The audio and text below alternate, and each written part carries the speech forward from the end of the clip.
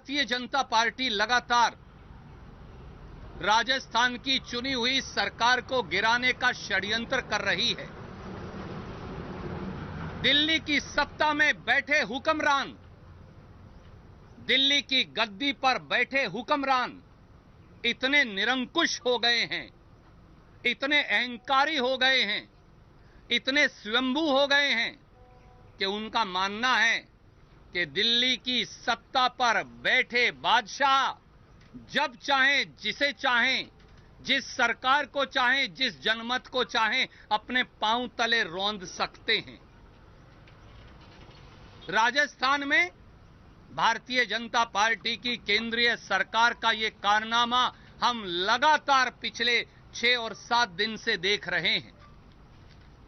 जब मोदी जी और उनकी सरकार के सारे हथकंडे फेल हो गए, जब मोदी सरकार जनमत को अपहरण करने में नाकामयाब हो गई, राजस्थान की 8 करोड़ बहादुर जनता और राजस्थान के विधायकों ने यह निर्णय कर लिया कि वो भारतीय जनता पार्टी के षड्यंत्र में उलझने वाले नहीं, तो आज एक बौखलाई हुई केंद्रीय भाजपा सरकार और प्रधानमंत्री श्री नरेंद्र मोदी जी ने मुख्यमंत्री जी के बड़े भाई श्री अग्रसेन गहलोत के घर आज सुबह से ही ईडी भेजकर छापेमारी शुरू कर रखी है। दोस्तों याद करिए, जैसे ही राजस्थान में भारतीय जनता पार्टी का चुनी हुई सरकार को गिराने का षड्यंत्र शुरू हुआ, तो 13 जुलाई 2020 को इनकम टैक्स और ईडी के छापे मारे गए। कांग्रेस नेता राजीव अरोड़ा पर, धर्मेंद्र राठौड़ पर और इस फेयरमाउंट होटल के मालिक रतन शर्मा पर डराने का, धमकाने का, दबाने का, कुचलने का प्रयास किया गया। जब उन्हें लगा वो इस षड्यंत्र में कामयाब नहीं होंगे, क्योंकि उन्होंने राजस्थान की अस्मत को चुनौती दी है, राजस्थान के स्वाभिमान को चुनौती दी है, प्रजातंत्र को चुनौती दी है, जनमत को चुनौती दी है, तो फिर उन्होंने 20 और 21 जुलाई 2020 को इनकम टैक्स और ईडी के बाद सीबीआई भेज दी।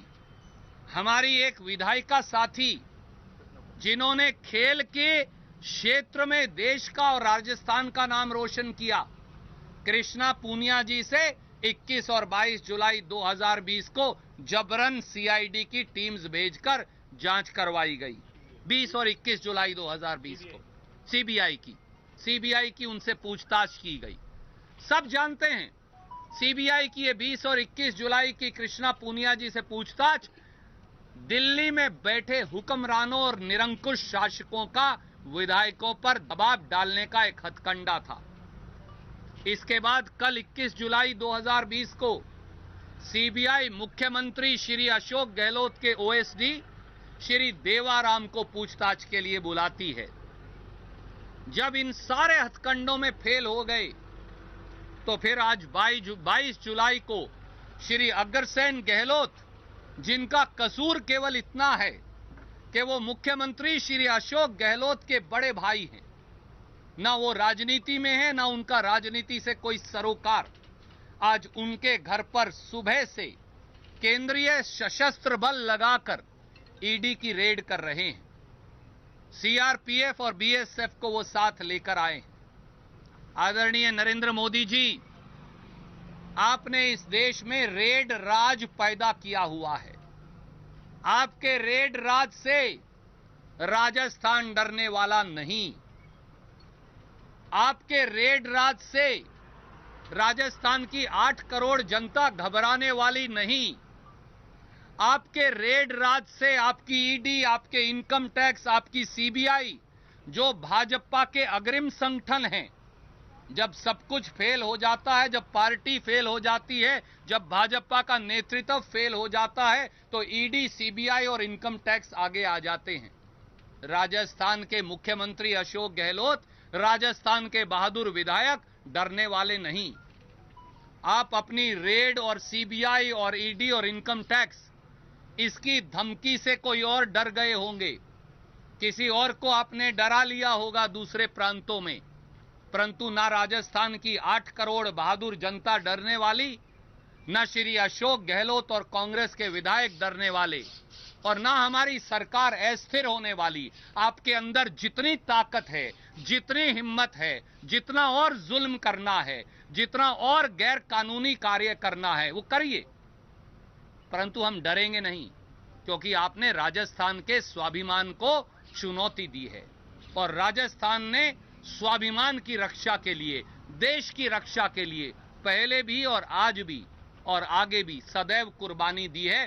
प्रजातंत्र की रक्षा के लिए हम अपने मार्ग पर अटल खड़े रहेंगे, घबराने वाले नहीं।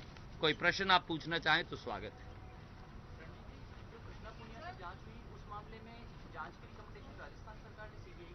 जी बिल्कुल, उस समय की ये मांग थी और हमने ये कहा कि ना कृष्णा पूनिया दोषी हैं ना कोई और अगर परिवारजनों की ये मांग थी तो हमने स्वीकार किया। पर आदरणीय मित्र, ये बताइए, कृष्णा पूनिया जी ने पूरे देश और दुनिया में हिंदुस्तान का झंडा फहराया है। कृष्णा पूनिया से उस सीबीआई जांच तो ठंडे बस्ते में पड़ी थी। आज जब राजस्थान में विधायकों की खरीद फरोख्त का ताना बाना फेल हो गया, तो आज ही सीबीआई को उस मुकदमे की याद कैसे आई? क्या ये भारतीय जनता पार्टी की केंद्रीय सरकार और मोदी जी के षड्यंत्र की ओर साफ साफ इशारा नहीं करता?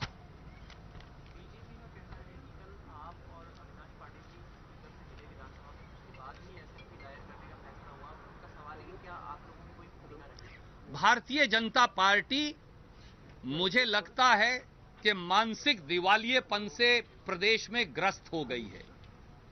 श्री सीपी जोशी जी की योग्यता पर भी अगर उन्हें शक है, उनकी काबिलियत पर भी अगर शक है, जिनको उन्होंने निर्विरोध स्पीकर चुना है, तो ये उनके मानसिक दिवालियेपन का जीता जागता सबूत है। आदरणीय सीपी जोशी जी को किसी से राय लेने की आवश्यकता नहीं। वो एक प्रोफेसर भी रहे हैं, एक शिक्षाविद हैं, एक समझदार व्यक्ति हैं और उन्हें मालूम है संविधान की रक्षा कैसे करनी है। उन्हें मुझसे या किसी और से राय लेने की जरूरत नहीं। ईडी के छापे तो राजस्थान समेत तमाम और प्रदेशों में पड़े हुए हैं और बताया जा रहा है कि 7 करोड़ रुपए का जो भुगतान था उसका सीमा शुल्क का गहलोत पर था। आदरणीय साथी, मुझे एक बात बताइए, जब जब भारतीय जनता पार्टी संकट में होती है, जब जब भारतीय जनता पार्टी किसी चुनी हुई सरकार को गिराने में फेल हो जाती है, जब मोदी जी और अमित शाह जी का षड्यंत्र फेल हो जाता है, जब भाजपाई औंधे मुंह गिरते हैं, तो ही ईडी, सीबीआई और इनकम टैक्स का जिन बाहर निकलकर क्यों आता है? साफ है कि जब कुछ नहीं हुआ तो फिर भाजपा ईडी, सीबीआई और इनकम टैक्स के सहारे है, पर वो इस षड्यंत्र में भी नहीं कामयाब होंगे। प्रजातंत्र और जनमत उनके दांत खट्टे कर देगा, ये मैं आपको विश्वास दिलाता हूं।